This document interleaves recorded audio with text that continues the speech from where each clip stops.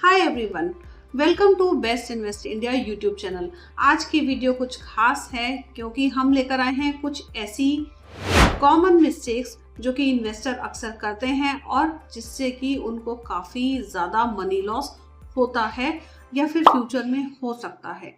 तो ऐसी मिस्टेक आप ना कर, वीडियो को पूरा देखिएगा। एक एक करके इन सभी मिस्टेक्स को समझते हैं और समझते हैं कि इनको आप कैसे अवॉइड कर सकते हैं। तो चलिए शुरू करते हैं। Number 1 mistake is investing without a goal. अब आप कहेंगे गोल्स क्या होते हैं और गोल्स के बगैर इन्वेस्टमेंट करने से मेरा नुकसान कैसे हो रहा है। तो समझते हैं इसको कि ये कैसे हो रहा है। देखिए, ज्यादातर लोग म्यूचुअल फंड में निवेश करते हैं क्योंकि उनको कोई रिकमेंड करता है, कोई समझाता है कि यहाँ पर बहुत अच्छा रिटर्न आएगा और आप अपना पैसा निवेश कीजिए, यहाँ पर आपकी वेल्थ की ग्रोथ हो सकती है। डेफिनेटली इसमें कोई भी संदेह नहीं है कि आपकी इन्वेस्टमेंट्स ग्रो नहीं होगी, लेकिन अगर आप भी इन्वेस्टमेंट कर रहे हैं बिना किसी क्लियर गोल के, तो यहाँ पर आप रॉन्ग फंड चुन सकते हैं। अब रॉन्ग फंड आप कैसे चुनेंगे इसके बारे में भी बात करेंगे। सबसे पहले समझ लेते हैं गोल्स क्या होते हैं। गोल्स जैसे कि कुछ भी हो सकता है। आप इन्वेस्टमेंट कर सकते हैं अपनी रिटायरमेंट के लिए, कोई घर खरीदना है या फिर कोई एसेट खरीदना है उसके लिए, वेल्थ क्रिएशन के लिए या फिर किसी और गोल के लिए भी आप इन्वेस्टमेंट कर सकते हैं।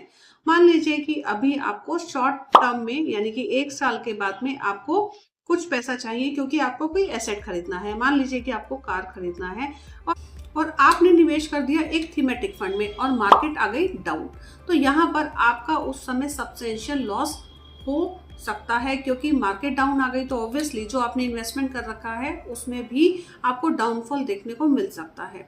अब दूसरा केस लेते हैं। मान लीजिए कि मुझे 10 साल के बाद में रिटायर होना है और मैंने एक बहुत ही लो रिस्की फंड में इन्वेस्टमेंट कर दिया जहां से मुझे 7-8% का रिटर्न आ रहा है, जबकि मैं वहां पर 15% का रिटर्न एक्सपेक्ट कर सकती थी या फिर दूसरे फंड में इन्वेस्टमेंट करके ले सकती थी। तो यहाँ पर दोनों ही सिचुएशंस कॉन्ट्राडिक्टरी हो सकती हैं जहां पर हमें लॉस देखने को मिल सकता है। अब इसका सॉल्यूशन क्या है? तो इसका सॉल्यूशन है कि सबसे पहले अपने गोल्स को डिफाइन कीजिए कि आपका गोल जो है वो कितने समय के बाद आने वाला है। अब कितने समय के बाद आने वाला है तो टाइमलाइन के अकॉर्डिंग आप अपनी इन्वेस्टमेंट्स को चैनलाइज कर सकते हैं अपने टाइमलाइन के साथ में, जिससे कि आप सही फंड चुन सकते हैं। अब इसमें ऐसा फंड आपको चुनना है जो कि आपके टाइम होराइजन और रिस्क एपेटाइट को मैच कर सके। तो ये है मिस्टेक नंबर 1। और उसका नंबर 2 मिस्टेक है panic selling during market dips. देखिए, मार्केट अभी जैसे आज के समय में अगर हम बात करें, आज की डेट में जो कि मार्च है, और अभी आपने देखा सेंसेक्स और निफ्टी टम्बल डाउन हो गए हैं, तो यहाँ पर मार्केट नीचे है, तो यहाँ पर पैनिक जैसी सिचुएशन मार्केट में अराइज हो जाती है और बहुत सारे इन्वेस्टर अपनी इन्वेस्टमेंट्स को सेल कर देते हैं इस समय में। अब क्योंकि अगर आपने सेल कर दिया तो आपने जो लॉस जो आपको यहाँ पर दिखने को मिल रहा था वो आपने बुक कर दिया।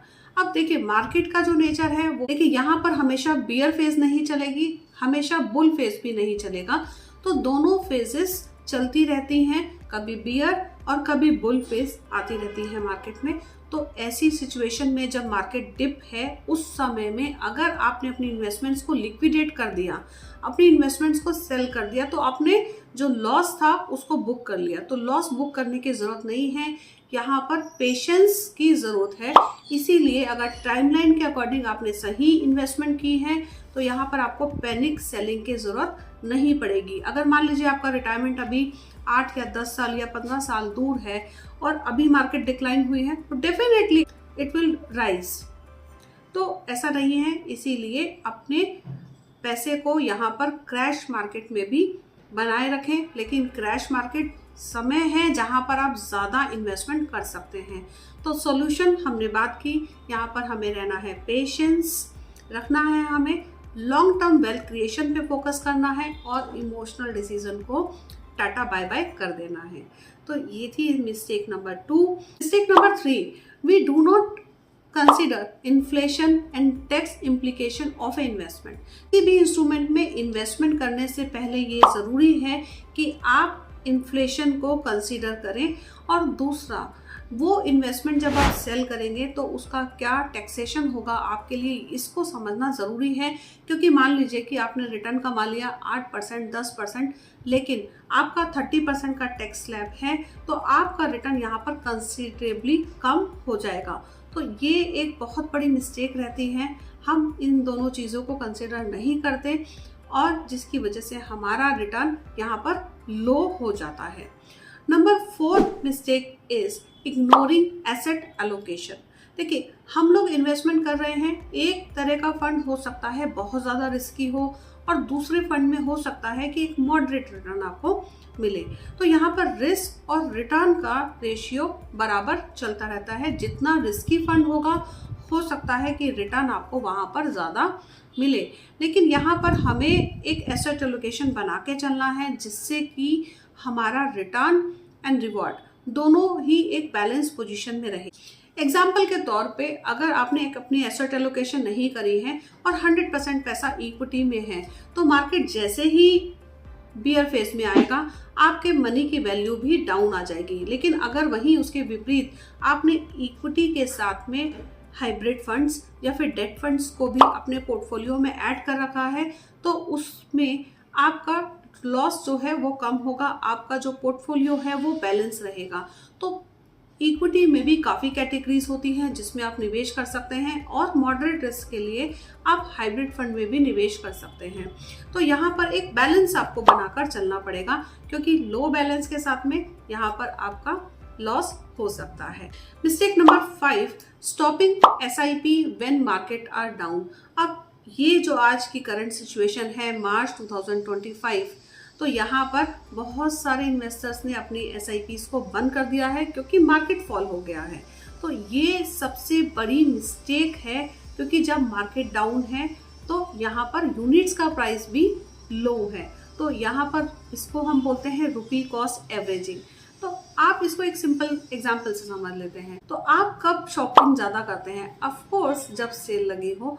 तो यहाँ पर मार्केट में अभी सेल लगी है, तो इसको अभी खरीदने में ज़्यादा फ़ायदा हो सकता है, क्योंकि यहाँ पर आपको गिरे हुए प्राइजेस में या फिर लो प्राइजेस में यूनिट्स खरीदने को मिल रहे हैं और आपने अभी अपनी इन्वेस्टमेंट बंद कर दी। तो ये तो बहुत ही बड़ी मिस्टेक है।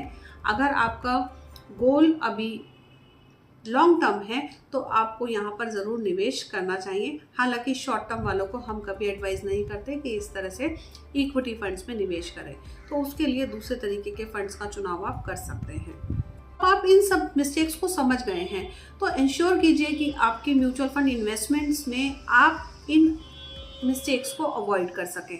अगर आपका कोई सवाल है तो आप कमेंट सेक्शन में हमें लिख के पूछ सकते हैं, और अगर आपको एक्सपर्ट एडवाइस चाहिए, एक्सपर्ट गाइडेंस चाहिए, तो आप हमारी वेबसाइट विजिट कर सकते हैं bestinvestindia.com और वहाँ पर जाकर अपना एक फ्री कंसल्टेशन बुक कर सकते हैं। अगर वीडियो पसंद आई तो लाइक ज़रूर कीजिएगा, अपने फ्रेंड्स के साथ में शेयर कीजिएगा और चैनल को सब्सक्राइब करना तो बिल्कुल भी मत भूलिएगा, और साथ में बेल बटन को क्लिक करना भी ज़रूरी है ताकि नोटिफिकेशन आपको मिल जाए। Thank you for watching, happy investing. मिलते हैं हमारी अगली वीडियो में, बात करेंगे कुछ और नए इंटरेस्टिंग टॉपिक्स के बारे में।